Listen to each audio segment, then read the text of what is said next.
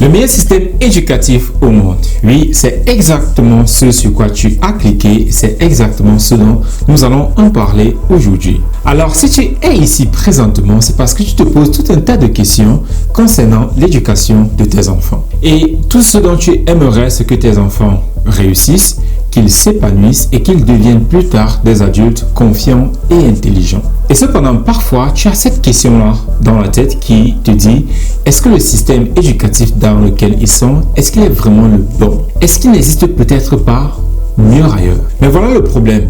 Partout autour de toi, on te fait comprendre que le système éducatif il est complètement cassé. Trop de pression sur les enfants, trop de stress, mais pas assez de résultats. Les enfants passent des heures à l'école, mais ils semblent perdre leur curiosité naturelle. Et les parents, eux, ils sont épuisés à tout le temps essayer de compenser ce que malheureusement l'école ne fait pas. Et au final, tu ne sais ni à qui faire confiance et encore moins quel modèle éducatif suivre. Alors aujourd'hui, je vais te montrer le système éducatif qui est considéré par plusieurs experts comme la référence mondiale. Un système où les enfants apprennent sans stress, où les professeurs sont respectés, où, plus important, l'équilibre émotionnel compte aussi que les notes. Et surtout, je vais t'expliquer pourquoi ce système il fonctionne, comment il est structuré et comment est-ce que toi tu peux en bénéficier même si tu ne vis pas dans ce pays. Et pendant plusieurs années, ce pays a dominé les classements mondiaux comme le programme international pour suivi des acquis des élèves, plus connu généralement sous le nom de PISA. C'est une étude menée par l'Organisation de la coopération et le développement économique, en abrégé l'OCDE, qui teste plus de 60 000 élèves de plus de 15 ans, et ceci dans plus de 80 pays, et ceci sur des compétences en mathématiques, en lecture et en sciences. Et entre 2003 et 2012, ce pays était systématiquement dans le top 3 mondial. Et même jusqu'à aujourd'hui, selon le Lagatom Prosperity de 2025, ce pays se classe deuxième sur 167 pays en matière d'éducation. Il faut quand même avouer qu'ils connaissent quelque chose. Alors, trêve de suspense. De quel pays s'agit-il? Mets dans les commentaires si tu sais de quel pays il s'agit avant que je ne dévoile le nom, parce que là, je serais très curieux de voir ceux qui le connaissent. Alors, le pays en question, il s'agit de la Finlande. Mais attention, avant que tu penses que tout est parfait là-bas, je vais aussi te révéler les limites de ce système. Parce qu'il y a des choses que la Finlande fait extrêmement bien et d'autres choses qu'elle ignore complètement. Et c'est là que cela devient extrêmement intéressant pour toi en tant que parent. Alors, si tu veux comprendre ce que fait vraiment un bon système éducatif, mais surtout comment toi tu peux donner le meilleur à tes enfants, et ceci peu importe où tu vis, avant de passer à la suite, je vais prendre 10 secondes parce que nous avons remarqué un phénomène très étrange. Plus de 70 personnes qui regardent nos vidéos ne sont pas encore abonnées à la chaîne. Donc, vérifie déjà que tu es abonné, sinon prends juste 3 secondes pour le faire maintenant. C'est la façon la plus simple et gratuite d'aider la chaîne à grandir. Comme ça, mon équipe et moi, nous pouvons continuer à te proposer du contenu de qualité sur l'éducation et le développement des enfants. Merci à tous ceux qui prennent le temps pour le faire, je l'apprécie énormément. Alors, sans plus tarder, passons à la suite. Partie 1, c'est quoi un bon système éducatif? Avant de sous-mariner dans les détails du système finlandais, il est préjudicieux de déjà se poser une question fondamentale. C'est quoi exactement un bon système éducatif? Plutôt normal ou bien plutôt légitime comme question? Parce que tu vois, beaucoup de personnes confondent leur meilleur système éducatif avec un système qui produit de bonnes notes ou de bons résultats aux examens.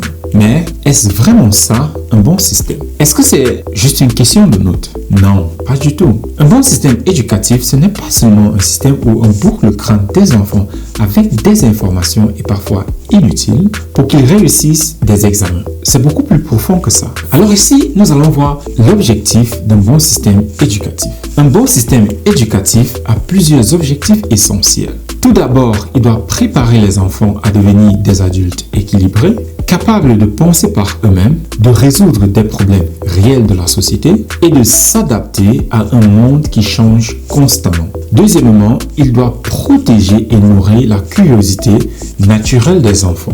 Parce qu'un enfant qui perd malheureusement sa curiosité et qui apprend juste pour avoir de bonnes notes ou encore pour ne pas être puni, cet enfant-là, malheureusement, n'apprend pas du tout. Il survit au système, mais malheureusement, il ne s'épanouit pas du tout. Troisièmement, il doit créer de l'égalité de chance. Un bon système, il ne laisse personne derrière. Il ne crée pas un fossé entre les enfants riches et les enfants pauvres. Il donne à chaque enfant les outils et le soutien nécessaires pour réussir, et cela peu importe d'où il vient. Quatrièmement, peut-être le plus important, il doit préserver la santé mentale et émotionnelle de nos enfants. Parce qu'à quoi bon avoir des enfants qui réussissent académiquement s'ils sont stressés, anxieux, déprimés ou pire encore, s'ils perdent l'envie de vivre. Et enfin, un bon système doit former des êtres humains complets, pas juste des machines à réussir des examens.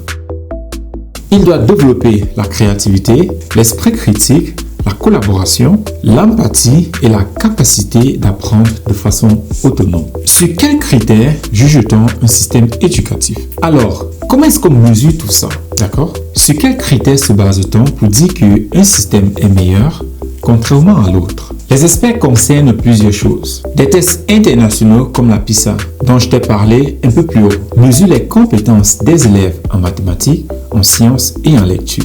Et cela donne une idée de ce que les enfants savent faire. Les résultats académiques, bien sûr. Les tests internationaux comme le PISA, le test dont je t'ai parlé un peu plus haut, mesure les compétences des enfants dans les domaines comme les mathématiques, la lecture et les sciences.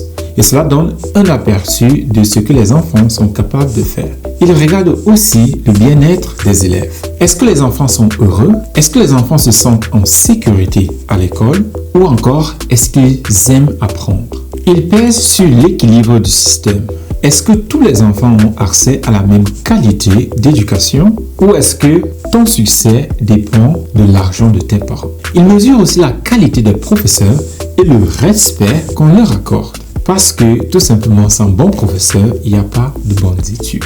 Et il concerne les conséquences à long terme. Est-ce que le système éducatif est aussi en train de préparer les enfants pour la vraie vie? Est-ce que plus tard, ces enfants trouvent du travail et deviennent des citoyens travailleurs, engagés et autonomes dans la vraie vie? Maintenant que tu vois et comprends ce qu'est vraiment un bon système éducatif, laisse-moi te montrer donc comment d'autres pays abordent l'éducation et comment et pourquoi la Finlande, elle, se démarque. Comparaison avec d'autres systèmes. Singapour, l'excellence académique, mais à quel prix? Singapour, c'est aussi un pays comme la Finlande dans le sens où elle cartonne aussi dans les classements internationaux. En fait, Singapour arrive souvent en tête de classement, PISA, devant la Finlande.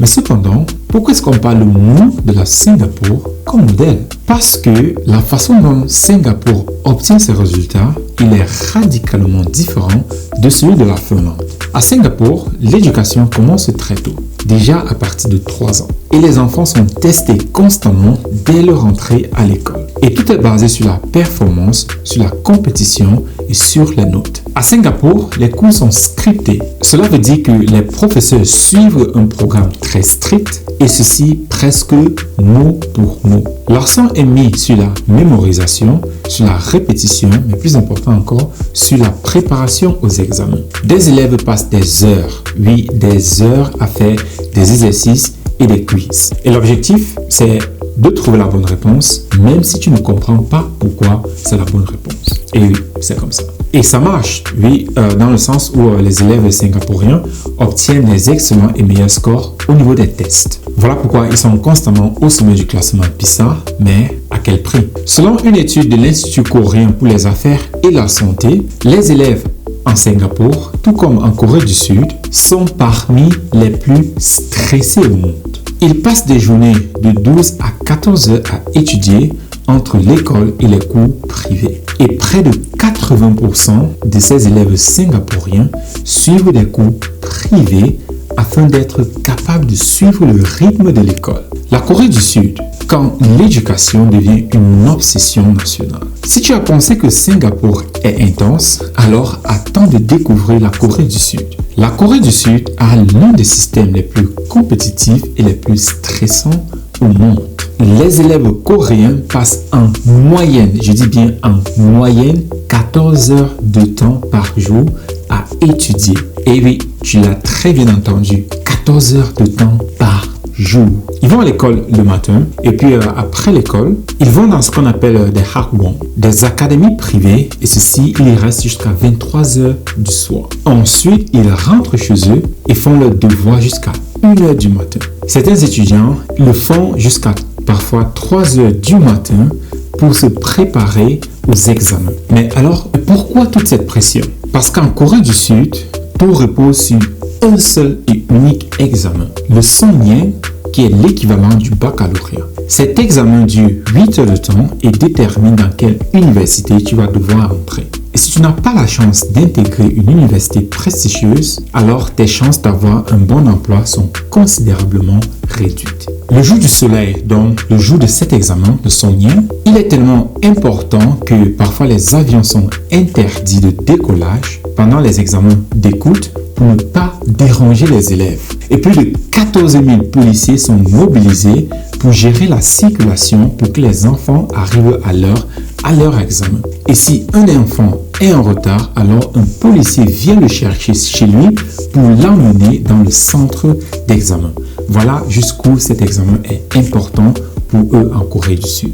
Et cette statistique va sûrement plus te choquer, les familles coréennes dépensent en moyenne 20% de leurs revenus pour des cours privés pour leurs enfants. En 2012, les Coréens ont dépassé l'équivalent de 17,9 milliards de dollars en cours privés. C'est absolument énorme. Et les résultats? Oui, les enfants coréens ont obtenu d'excellents résultats aux tests internationaux, mais ceci à quel prix? La Corée du Sud a un taux de suicide le plus élevé parmi les pays industrialisés. Selon les chiffres officiels, c'est 24,8 suicides pour 100 000 habitants, soit presque 3 fois plus qu'ici en Allemagne où je me trouve. Et pour les jeunes de 15 à 24 ans, le suicide est la première cause de décès. Selon une étude du ministère de l'égalité des genres et de la famille, la principale raison pour laquelle les jeunes de 13 ans à 19 ans envisagent le suicide, c'est l'inquiétude liée à leur carrière et à leur performance académique. Donc ça veut dire l'enfant est tellement stressé que malgré ses efforts, il ne voit pas d'avenir et conteste donc du suicide. En 2023, seulement 51,95% des enfants du primaire dormaient suffisamment. Ceci contre 56,68% en 2019. Et les tentatives de suicide chez les collégiens est passé de 3,66% à 5,99% en seulement 3 ans. Le système coréen produit des résultats académiques impressionnants. Cependant, il détruit la santé mentale de ces jeunes. Selon l'indice de bonheur de 2014, seulement 67,6% de jeunes coréens se disent satisfaits de leur vie, alors que la moyenne de l'OCDE est de 85,8%. C'est énorme la différence. Alors la question que tu te poses sûrement, c'est pourquoi la Finlande est-elle différente? Maintenant, tu vois le contraste. Singapour et la Corée du Sud ont obtenu des excellents résultats académiques. Oui, c'est vrai. Mais ils le font en sacrifiant le bien-être, la santé mentale et la curiosité de leurs enfants. La Finlande, elle, obtient d'excellents résultats tout en préservant le bonheur et l'équilibre de ses élèves. Les enfants finlandais passent moins de temps à l'école. Ils ont aussi moins de devoirs, évidemment, et ils sont aussi moins stressés. Ils jouent plus et pourtant ils réussissent tout aussi bien et voire même encore plus mieux, comparé aux autres élèves dans des systèmes ultra compétitifs. Comment est-ce que cela est possible? Et c'est exactement ce que je vais t'expliquer maintenant. Dans cette deuxième partie, nous allons voir pourquoi la Finlande est considérée comme le meilleur système éducatif. Maintenant que tu sais de quel pays nous sommes en train de parler, laisse-moi te montrer pourquoi ce système-ci est spécial. Mais avant de sous-mariner dans les détails, posons-nous une question fondamentale. C'est quoi au juste un bon système éducatif. Un bon système éducatif, ce n'est pas juste un endroit où on bourre le crâne des enfants avec des informations. Non, c'est un système qui prépare les enfants à devenir des adultes équilibrés, capables de penser par eux-mêmes, de résoudre les problèmes de la société et surtout qui gardent leur curiosité naturelle intacte. C'est juste un système qui forme des êtres humains, pas juste des machines à réussir des examens. Et c'est exactement sur ces critères que la Finlande se démarque. Alors, sur quoi se base-t-on pour dire qu'un système est meilleur? Les experts concernent plusieurs choses. Premièrement, les résultats académiques, bien sûr, mais pas seulement. Ils regardent aussi le bien-être des élèves, leur capacité à penser de manière critique, leur créativité et surtout, est-ce que le système crée de l'égalité ou est-ce qu'il creuse des inégalités entre les enfants riches et les enfants pauvres? Maintenant, entrons dans le dur. Pourquoi la Finlande? Premièrement, l'enfant au centre, pas la performance. Et ceci change complètement la donne. En Finlande, l'éducation ne tourne pas du tout autour des notes ou de la compétition. Elle tourne complètement autour de l'enfant. Et c'est ça qui fait la différence. Ce qui compte, c'est son développement émotionnel, sa sécurité psychologique, sa curiosité naturelle et son épanouissement à long terme. Et là, tu te demandes sûrement, mais concrètement, ça veut dire quoi?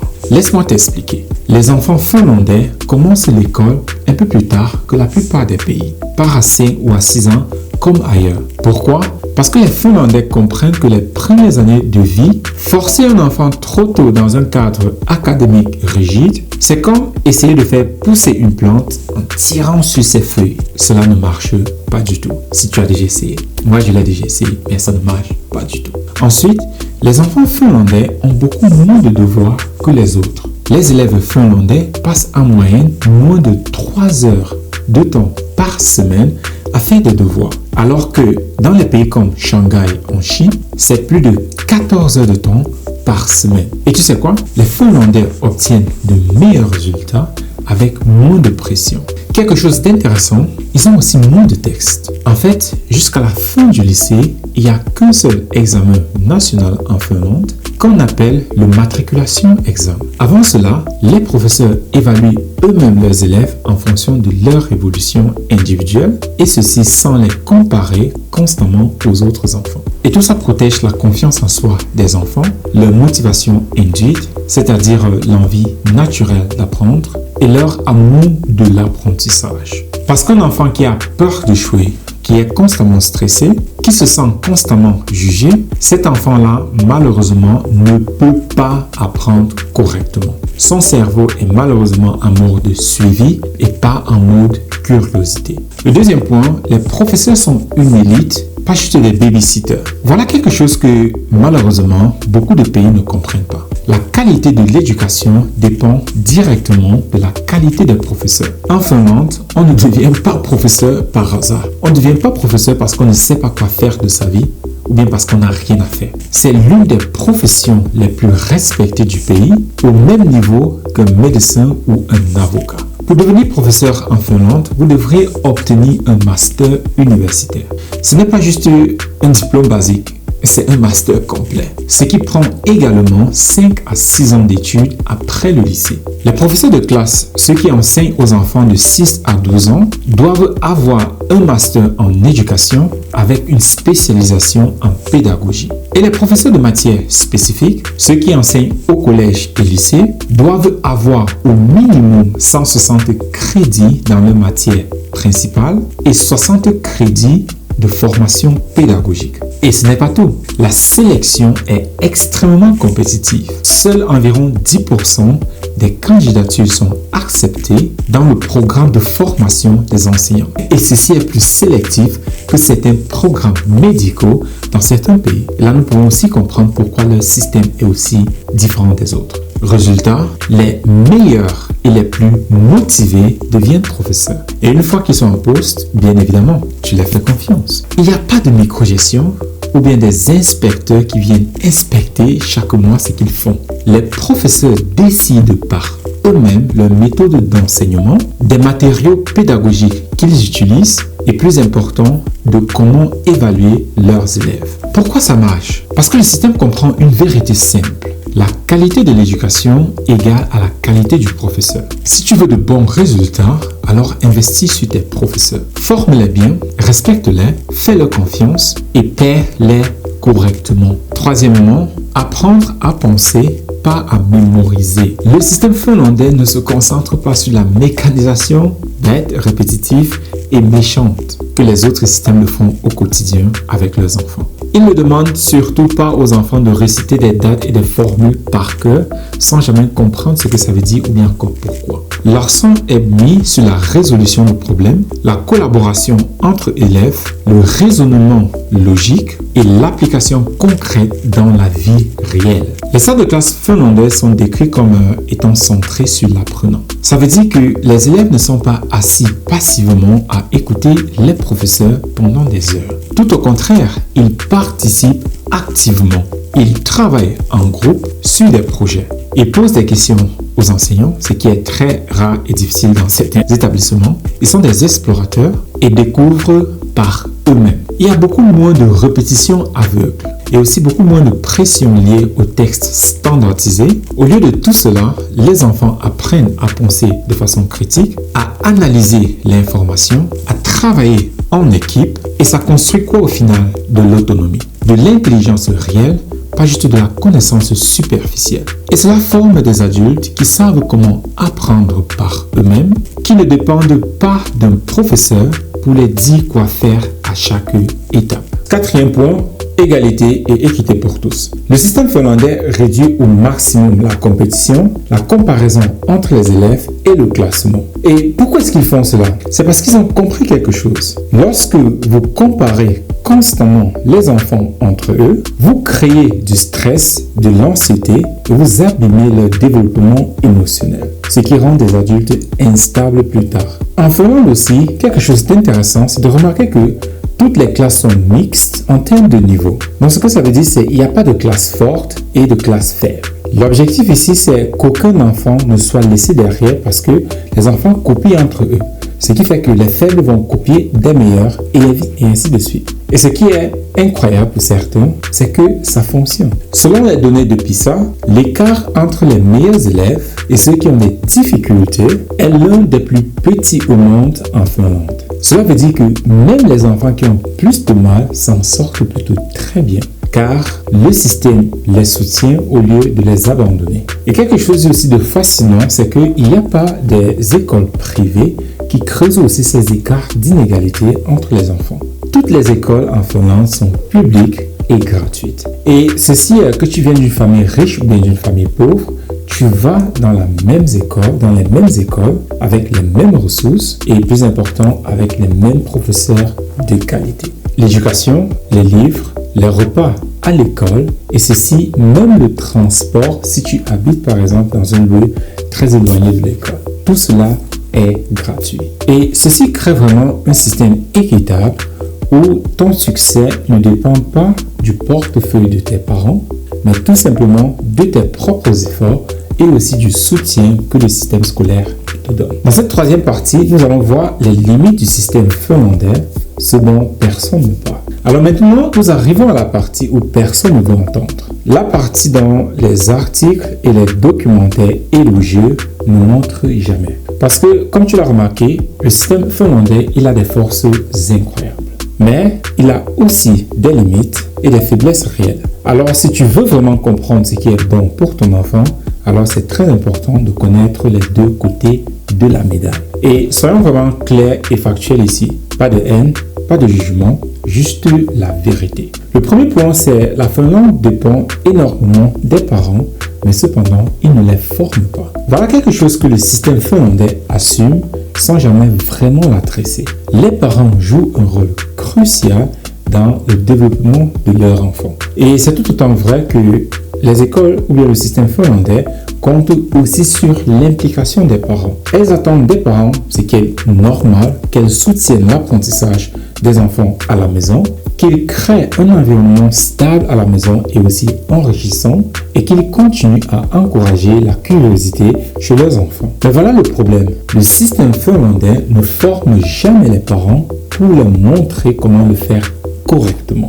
Il n'y a pas de programme structuré pour éduquer les parents. Il n'y a pas de formation sur comment stimuler le langage de ton enfant, encore moins comment développer la confiance chez ton enfant, encore moins sur comment créer des routines éducatives efficaces à la maison, ou encore sur comment poser des bonnes questions pour pouvoir bien stimuler la curiosité de l'enfant. Les parents finlandais sont laissés à eux-mêmes. Ils se fient à leur propre intuition, à leur propre éducation et à leur propre culture. Et si par chance leur intuition est bonne, alors tant mieux. Mais si elle ne l'est pas et que les parents eux-mêmes n'ont pas reçu une bonne éducation, et si les parents ne savent pas comment éduquer efficacement un enfant, alors la conséquence, c'est que le système, il s'affaiblit. Il y a un énorme fossé entre avoir de bonnes intentions et savoir comment éduquer efficacement. Et la Finlande suppose que tous les parents savent déjà le faire, ce qui n'est malheureusement pas le cas. Le deuxième point, c'est que la Finlande assume un environnement social et culturel stable. Le système finlandais fonctionne particulièrement bien dans un contexte très spécifique. Une société relativement homogène, un faible taux de pauvreté, une forte confiance sociale, peu de traumatisme collectif et une stabilité culturelle. Mais que se passe-t-il quand ces conditions-là ne sont pas réunies? La Finlande a des difficultés énormes avec des élèves venus ou bien issus de l'immigration. Et ceci, les statistiques le prouvent. Selon les résultats PISA en 2022, 57% des élèves nés à l'étranger qui vivent en Finlande ont des difficultés scolaires, ce qui est malheureusement l'un des taux les plus élevés de l'Union européenne. Même après avoir pris en compte le statut socio-économique et la langue parlée à la maison, l'écart de performance reste significatif.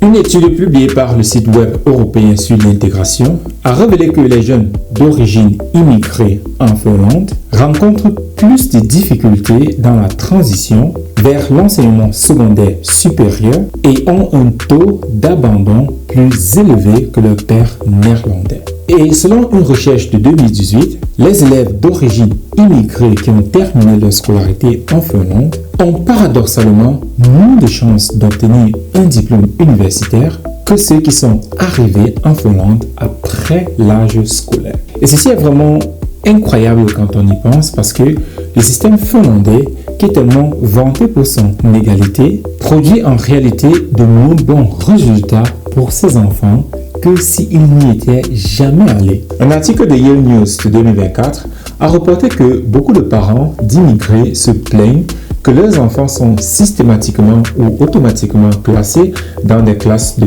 S2, donc des classes de finnois en langue secondaire, sans au préalable faire une consultation.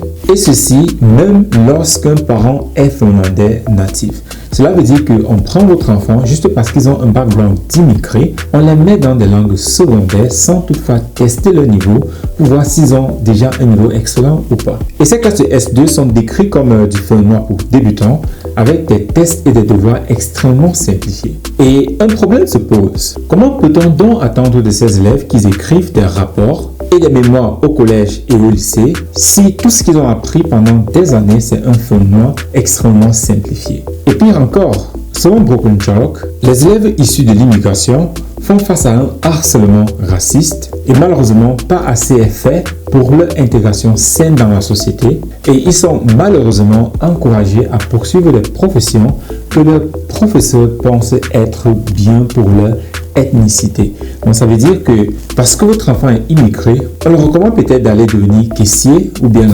chauffeur de bus juste parce qu'il a un background d'étranger. Pendant que les autres, on les encourage à faire des trucs comme l'ingénierie, la médecine et par exemple le droit. Le système finlandais n'est malheureusement pas conçu pour gérer les cas comme les familles immigrées avec des barrières linguistiques, le déplacement culturel et la confusion identitaire, ou encore les traumatismes intergénérationnels. Et cela est extrêmement critique pour des familles panafricaines et africaines vivant en Occident. Le système finlandais ne t'aidera malheureusement pas si tu n'entres pas dans le moule culturel que lui il assume. Le troisième, c'est peu de personnalisation du potentiel unique de chaque enfant. Le système finlandais, il est vraiment excellent pour développer l'égalité, mais cependant très non bon en ce qui concerne le développement faire ressortir le potentiel de chaque enfant. La plupart des enfants finlandais, ce qu'on remarque, ils suivent le même rythme.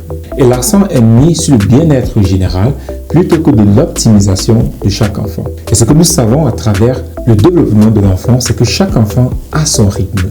Ça veut dire que si on met tous les enfants à un même rythme, alors certains qui peuvent se développer plus rapidement que d'autres seront en désavantage. Alors, qu'arriva-t-il donc aux enfants doués? À ces enfants qui ont parfois une manière exceptionnelle dans certaines matières. Ils sont souvent, malheureusement, sous-stimulés. Selon Kirsi Thierry, un professeur d'éducation à l'université de Helsinki, la négligence de la Finlande à travers ces enfants doués contribue de façon générale à un mauvais résultat PISA.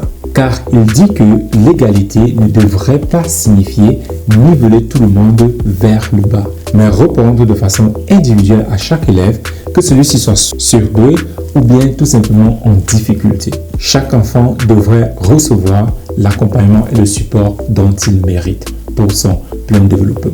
Et aussi, elle ajoute que le système est tellement concentré sur des enfants qui ont des difficultés qu'ils n'ont pas suffisamment de temps pour des enfants qui sont doués ou bien qui n'ont pas de difficultés. Ce qui entraîne donc chez ces enfants l'ennui, la perte de motivation et tout simplement de la sous-performance chez ces enfants surdoués. Et Broken Chalk confirme ce problème. Un enseignant nommé Pendy dit que le système finlandais ne peut pas encore de façon efficace prendre soin d'un enfant qui est surdoué dans une matière.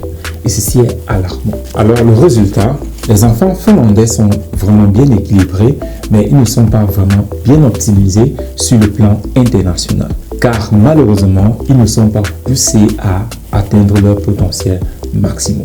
Ce qui fait que beaucoup d'enfants perdent leur potentiel et ça fait du gâchis. Le quatrième point, c'est la faible vision à long terme, c'est-à-dire la vie après l'école. La Finlande est excellente à préparer les enfants à réussir à l'école. Mais qu'est-ce qui en est donc de la vie après l'école? Regardons ensemble quelques résultats. Le système ne parle pas clairement de l'entrepreneuriat, l'intelligence financière, le leadership, la maîtrise de soi consciencieuse ou encore moins de la construction d'une vie intentionnelle. Le système prépare donc des bons citoyens, des personnes équilibrées, respectueuses et éduquées. Mais il ne prépare pas préalablement des penseurs libres, des créateurs, des bâtisseurs, encore moins des dirigeants, des leaders. Alors, si toi, en tant que parent, ton objectif est juste que ton enfant soit équilibré et heureux, alors le système finlandais est peut-être ce que toi, tu en auras besoin. Mais si ton objectif est de former un adulte qui pense de manière critique, qui prend ses propres initiatives, donc qui est autonome,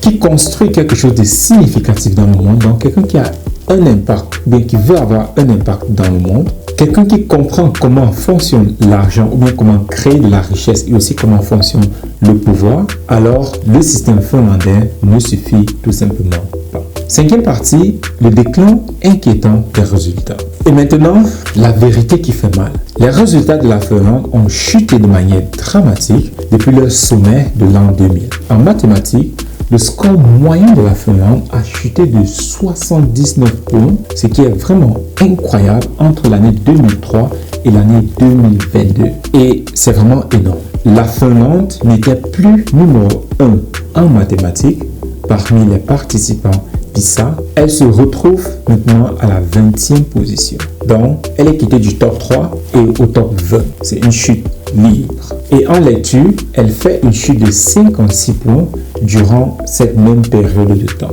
Et dans tout ça, tu sais ce qui est vraiment plus choquant? Les États-Unis, le contre-exemple classique de ce qu'il ne faut pas faire en éducation, a un classement plus meilleur en lecture que la Finlande de nos jours. Et oui, tu l'as très bien entendu. Mais cependant, qu'est-ce qui s'est passé? Alors, nous avons plusieurs explications. Déjà, selon le gouvernement finlandais, dans les années 2000, seulement 7% des élèves étaient faibles en mathématiques. Alors que l'étude la plus récente montre que c'est maintenant un élève sur 4. Et aussi, le pourcentage des élèves performants a drastiquement diminué. Un article de Medium résumant un interview entre le chercheur Aino Saarinen suggère que l'augmentation de l'accent mis sur l'autonomie des élèves et l'apprentissage autodirigé dans les écoles finlandaises est corrélé avec les lacunes des élèves dans les connaissances des élèves reflétées par les scores PISA. Les jeunes élèves ont du mal avec cette approche et nécessitent plus de guidance structurée. De plus, les environnements d'apprentissage modernes, comme les écoles à plan ouvert et les matériels numériques, bien qu'innovants, posent des défis à la concentration et à l'apprentissage des élèves. Et d'autres raisons citées pour cela incluent la surnumérisation des salles de classe, où des enfants sont constamment toujours sur des gadgets, des écrans à longueur de journée, et aussi le déclin de la santé mentale des élèves, les coupes budgétaires et aussi malheureusement beaucoup de bureaucratie. Le système qui était autrefois considéré comme le meilleur au monde est maintenant en déclin.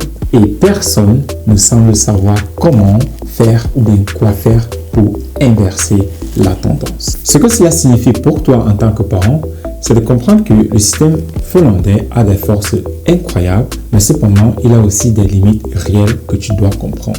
Si tu supposes que copier le système scolaire finlandais va résoudre tous les problèmes de tes enfants, alors tu te trompes. Parce que ce système assume des choses sur ta culture, ta famille, ton environnement et ta capacité en tant que parent qui ne forme jamais. Alors, tu te poses peut-être la question, mais que faire? Et c'est exactement ce que nous allons voir dans cette partie suivante. Quatrième partie, ce que la Finlande et notre système à élite auto-éducation ont en commun. Maintenant que nous avons vu les forces et les faiblesses du système finlandais, parlons ensemble de quelque chose d'important. Ce que la Finlande et ce que nous faisons à élite auto-éducation ont en commun. Parce que tu vois, si je te parle de la Finlande aujourd'hui, ce n'est pas pour la critiquer gratuitement ou pour dire que tout ce qu'ils font est mauvais. Alors là, non, pas du tout.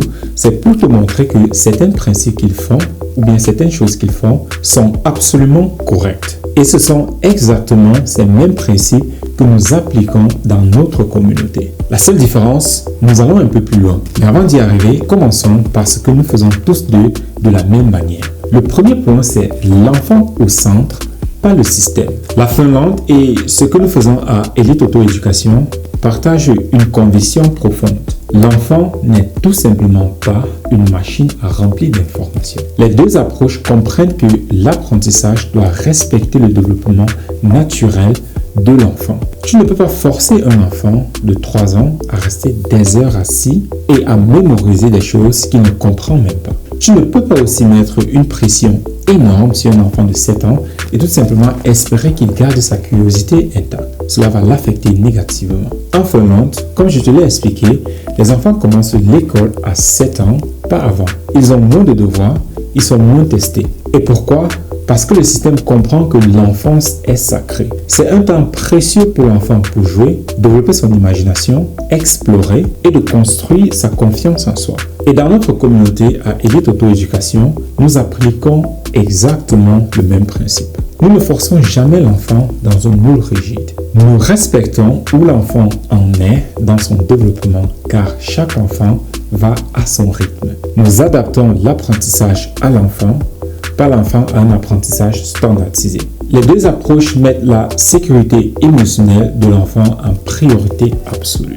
Parce qu'un enfant qui a peur, qui est stressé, qui se sent jugé, cet enfant-là ne peut malheureusement pas apprendre correctement. Son cerveau est en mode défense, pas en mode curiosité. Le deuxième point, des fondations solides avant l'académique. La Finlande et ce que nous enseignons à Elite Auto-Éducation comprennent toutes les deux une vérité simple mais essentielle. On ne construit pas le toit avant la fondation. En Finlande, avant de se précipiter dans les mathématiques avancées ou bien dans la grammaire complexée, on s'assure d'abord que l'enfant a développé certains facteurs.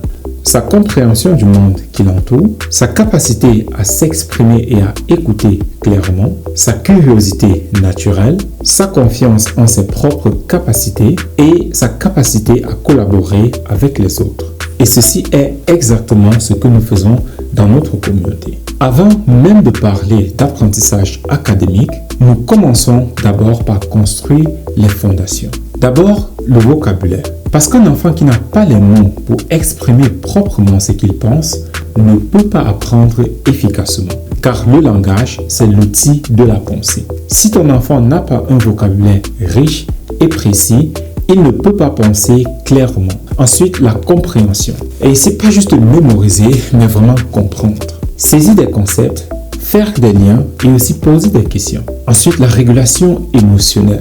Apprendre à gérer ses émotions, à ne pas abandonner à la première difficulté, à persévérer. Ensuite, la curiosité. Protéger et nourrir cette envie naturelle d'apprendre, de découvrir et de comprendre. Ensuite, la confiance. Bâtir une confiance solide en ses propres capacités. Parce que un enfant qui ne croit pas en lui ne va jamais oser essayer, explorer, encore moins prendre des risques intellectuels. La Finlande et notre communauté Elite Auto-Éducation appliquons le même principe. Tu ne peux pas construire une éducation solide sur une fondation fragile. Si les bases ne sont pas là, alors tout ce que tu construis par-dessus va malheureusement s'effondrer. Le troisième point, c'est l'apprentissage sans pression ni peur. Les deux approches rejettent complètement l'idée que la peur et la pression sont un bon moteur d'apprentissage. En Finlande, par exemple, il n'y a pas de punition basée sur les mauvaises notes. Et aussi, il n'y a pas d'humiliation publique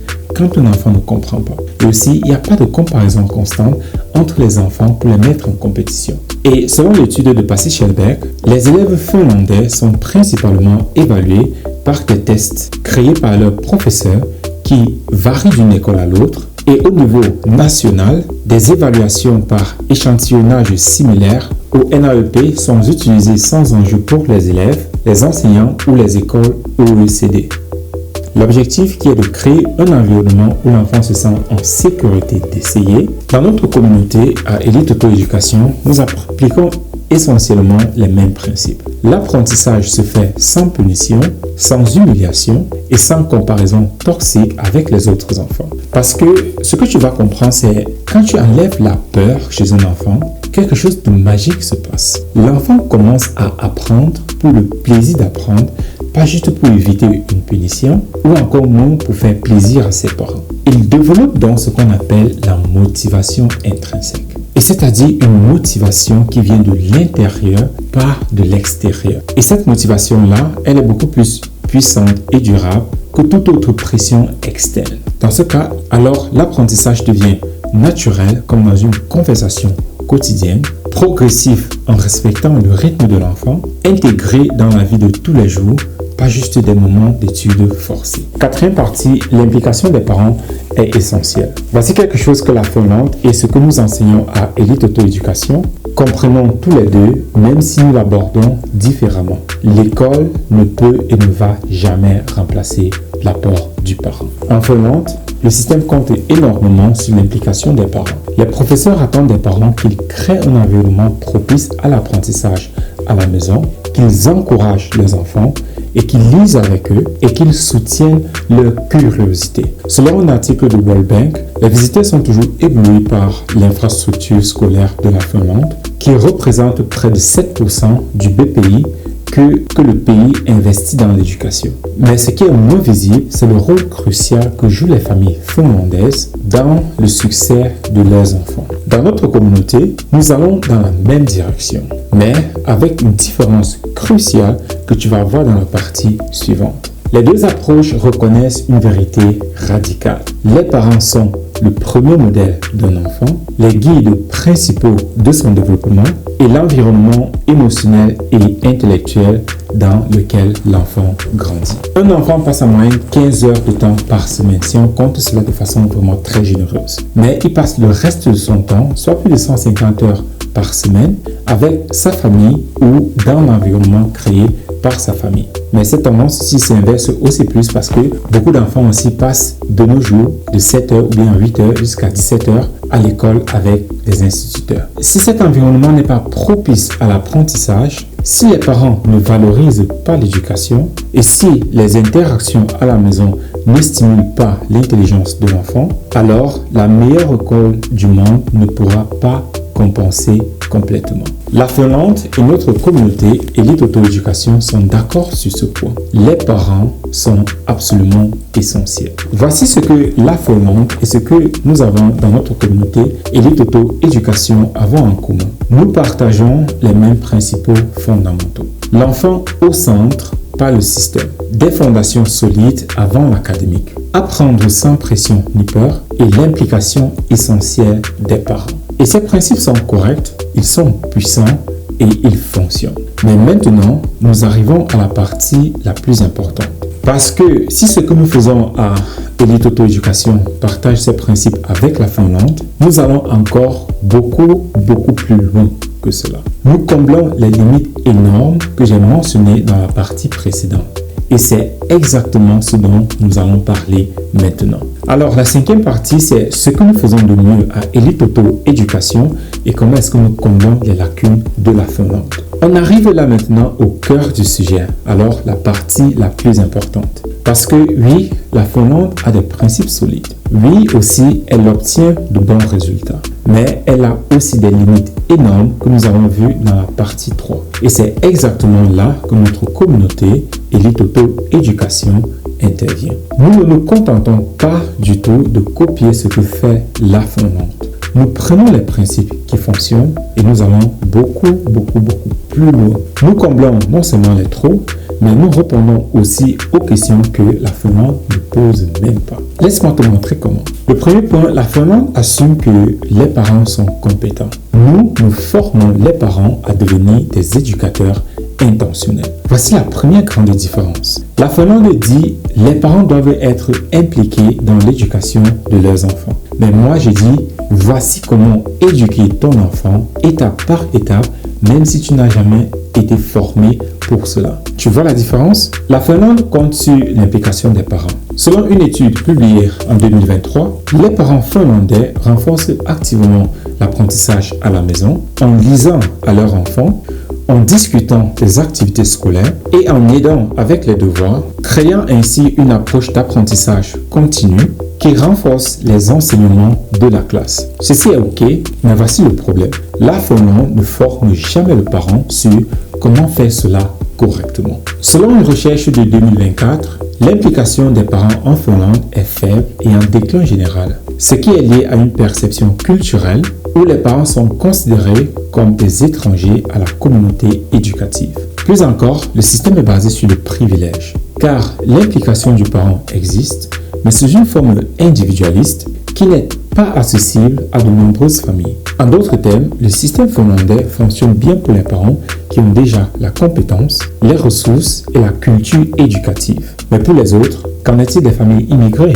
ou encore pour des parents qui eux-mêmes n'ont pas reçu de bonne éducation ou bien qui n'ont pas été à l'école? Le système les abandonne tout simplement. Dans notre communauté à Elite Auto Éducation, nous ne laissons personne derrière. Ce que nous enseignons aux parents, une posture parentale claire. Comment te positionner en tant que parent éducateur? Comment établir ton autorité avec bienveillance? Comment créer un cadre stable et sécurisant? Des routines éducatives quotidiennes. Comment intégrer l'apprentissage dans la vie de tous les jours, pas juste dans des sections d'études forcées. Une vision éducative sur le long terme. Où tu veux emmener ton enfant? Quelles compétences développer à chaque âge? Comment construire progressivement son intelligence et sa confiance? La maîtrise du langage. Alors, comment enrichir efficacement le vocabulaire de ton enfant et ceci depuis son bas âge? Cela permet donc déjà d'éviter les retards de langage, les problèmes de concentration et aussi comment poser de bonnes questions pour développer sa pensée critique et aussi comment créer des conversations éducatives et ceci de façon naturelle. Une discipline consciente. Comment éduquer sans punir, sans crier et sans humilier, tout en maintenant des limites claires et aussi saines. Le résultat, les parents ne sont plus juste des aidants qui soutiennent l'école.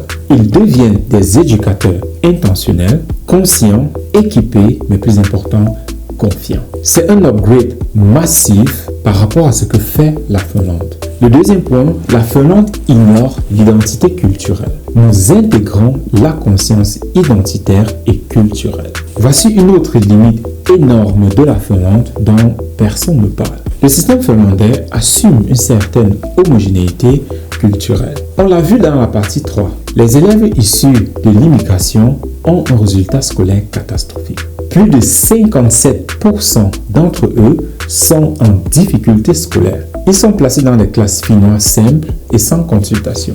Ils font aussi face au harcèlement raciste et leurs professeurs les orientent vers des métiers appropriés pour leur ethnicité. Et pourquoi? Parce que le système finlandais n'est pas conçu pour gérer les déplacements culturels, la confusion identitaire, la perte de confiance intellectuelle chez les enfants, chez les parents immigrés, les traumatismes éducatifs intergénérationnels. Dans notre communauté Élite Auto-Éducation, nous abordons directement ces questions. Notre approche s'adresse spécifiquement aux familles panafricaines et africaines vivant en Occident, mais aussi à toute famille qui ressent une dissonance culturelle dans le système actuel éducatif. Dans notre communauté, nous aidons les parents à reconstruire leur autorité intellectuelle. Beaucoup de parents issus de l'immigration ont intériorisé l'idée qu'ils ne sont pas assez éduqués. Nous déconstruisons cette croyance toxique et redonnons aux parents leur légitimité d'éducateurs primaires de leurs enfants. Guérir les traumatismes éducatifs. Beaucoup de parents ont eux-mêmes grandi dans des systèmes éducatifs violents. Nous les aidons donc à casser ce cycle et à éduquer leurs enfants différemment. Intégrer l'identité culturelle dans l'éducation. Nous ne forçons pas les enfants à choisir entre être éduqués et rester connectés à leurs racines. Bien au contraire, nous montrons comment l'identité culturelle peut être une force, une richesse, un ancrage dans le monde qui tente constamment de te déraciner. Et le résultat, les parents qui reprennent le pouvoir sur l'éducation de leurs enfants, les enfants qui grandissent enracinés, confiants et émotionnellement stables. Et aussi, ils ne subissent pas de confusion identitaire ou de dévalorisation culturelle. Et tout ceci, c'est quelque chose que la Finlande ne le fait pas, ne peut pas le faire, car ceci n'est tout simplement pas dans son radar. Le troisième point, la Finlande équilibre les enfants, mais nous optimisons leur potentiel. La Finlande est excellente pour créer des enfants équilibrés, heureux et sans stress. Mais elle ne va pas plus loin. Comme on l'a vu dans la partie 3, les enfants surdoués sont malheureusement sous-stimulés. Le système se concentre tellement sur l'égalité qu'il nivelle malheureusement tout le monde vers le bas au lieu d'adapter l'éducation aux besoins individuels de chaque enfant. Dans notre communauté à Élite Auto-Éducation, nous ne nous contentons pas seulement d'équilibrer, nous optimisons. Ce que nous faisons, développer le vocabulaire tôt et intensément. Parce que le vocabulaire, c'est la fondation de toute intelligence. Plus un enfant a de mots pour penser, plus il peut penser de façon complexe, nuancée et précise. Identifier les aptitudes uniques de chaque enfant. Nous aidons les parents à reconnaître et à détecter les forces naturelles de leurs enfants. Est-ce qu'il est plus visuel ou auditif? Est-ce qu'il aime construire ou encore peut-être créer des histoires? Quelles sont ses curiosités naturelles? Stimuler intellectuellement au bon niveau. C'est pas trop facile, ce qui peut créer l'ennui. Pas trop difficile, ce qui crée la frustration. Mais juste au bon niveau pour que l'enfant soit constamment stimulé et engagé. Construire une trajectoire à long terme. Nous ne pensons pas juste à l'enfant qui réussit l'école. Nous pensons plus à l'enfant qui devient un adulte capable, confiant, intelligent et plus important, autonome. Alors, les résultats, pas juste des enfants heureux, des enfants capables, confiants, intelligents, qui réalisent leur potentiel maximum. La quatrième partie, la Finlande s'arrête à l'école, mais nous créons des apprenants autonomes. En Finlande, l'apprentissage se passe principalement à l'école. Les parents soutiennent, mais c'est l'école qui porte la charge principale de l'éducation. Dans notre communauté à Élite Auto-Éducation, nous inversons complètement ce modèle. Avec des outils comme TechnoTuteur, nous permettons aux enfants d'apprendre de façon autonome, et ceci à la maison et avec leur propre rythme. Alors, qu'est-ce que cela résout? Je n'ai pas le temps. Beaucoup de parents travaillent. Ils sont épuisés.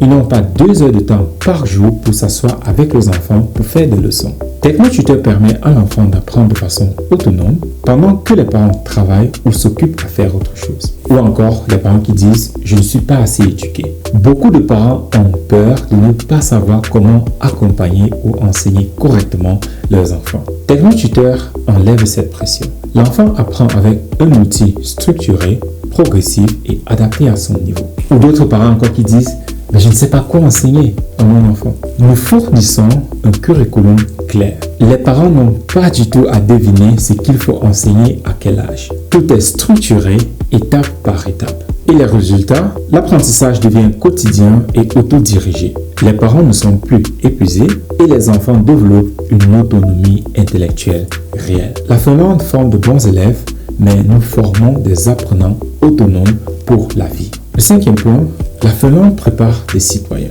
et des travailleurs. Nous préparons des leaders, des penseurs et des bâtisseurs. Voici la dernière grande différence.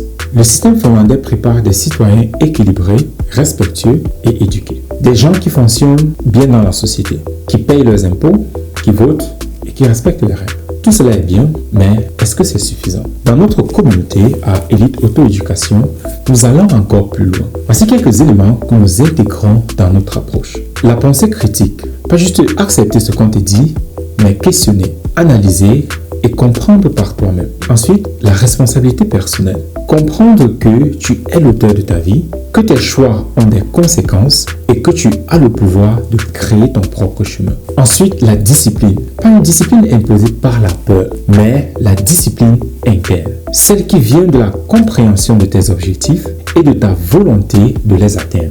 Ensuite, la confiance intellectuelle. Crois en ta capacité d'être capable d'apprendre tout et n'importe quoi, à résoudre n'importe quel problème et à créer n'importe quoi. Et ensuite, l'esprit entrepreneurial. Comprendre comment le monde fonctionne, comment créer de la valeur et comment construire quelque chose qui a du sens pour la société. Les résultats, la Finlande prépare de bons citoyens, mais nous préparons les leaders, les penseurs et les bâtisseurs de demain. Voici comment je peux résumer tout ça. La Finlande prouve que les enfants s'épanouissent quand l'éducation respecte leur développement naturel. Mais ce que nous faisons à Elite Auto-Éducation va plus loin. Nous donnons déjà premièrement aux parents le pouvoir que la Finlande assume qu'ils ont déjà.